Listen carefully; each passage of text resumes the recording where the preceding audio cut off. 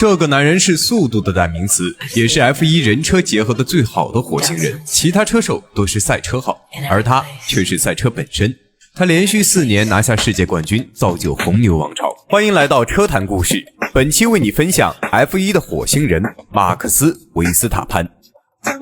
2021年的阿布扎比，一个年仅24岁的年轻人用势不可挡之势，不仅阻止了传奇车手汉密尔顿的第8个世界冠军，更是用最后一圈逆袭冲线，成为新的世界冠军，从此开启了自己的时代。这个1997年出生在比利时的男孩，父亲是前 F1 车手，母亲也曾是卡丁车冠军，因此在赛车世家的熏陶下，他2岁就在花园驾驶迷你4轮车，4岁主动要求开卡丁车，命运的齿轮也从此转动。3年后，他第一次参加比赛，就将其他人远远甩在身后。2006年征战荷兰，21场全胜。这个孩子有天赋，在他绝对的实力下，成为观众席人们一致的看法。父亲约斯也慢慢在儿子身上找到弥补曾经壮志未酬的可能。于是回家后训练量加大，低温环境里练习，哪怕冻伤手指也要保持专注。在维斯塔潘输掉比赛后，由他独自到加油站反思。这个还不到10岁的孩子甚至没闻到蜜罐的香甜，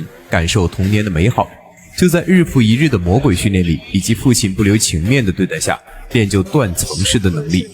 2007年，维斯塔潘征战国际赛事，冠军拿到手软。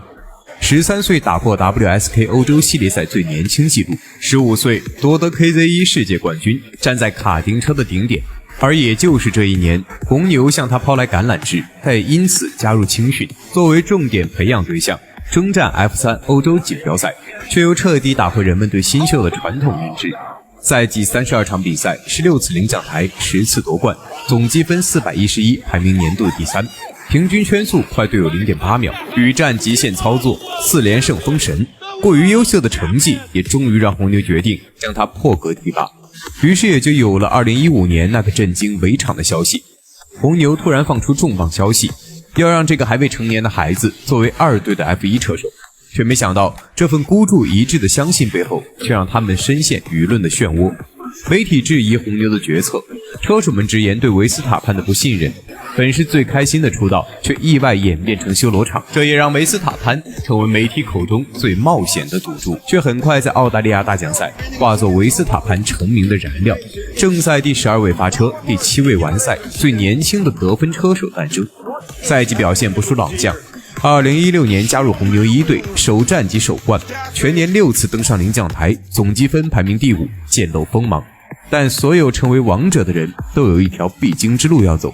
那就是因为稚嫩被打败，但又从困境中学会成长。2017年的维斯塔潘5次退赛，失误频出，年轻车手的易怒激进在他身上展现的淋漓尽致。但好在仅用1年时间，他就再次突破。2019年奥地利站第10位发车，逆转夺冠，全年总积分首次进入前3。第2年11次领奖台，虽然因为2次退赛错失夺冠机会，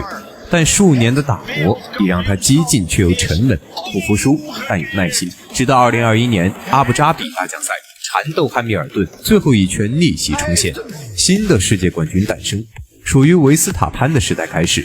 梅赛德斯的神话也将由红牛延续。此后3年，精彩的表现，封神的战绩，他用4次车手总冠军，最终铸就我们现在熟悉的维斯塔潘。而在2025赛季，维斯塔潘再次用封神的表现，上演了围场里绝无仅有的追分之路，险些上演大逆转夺冠。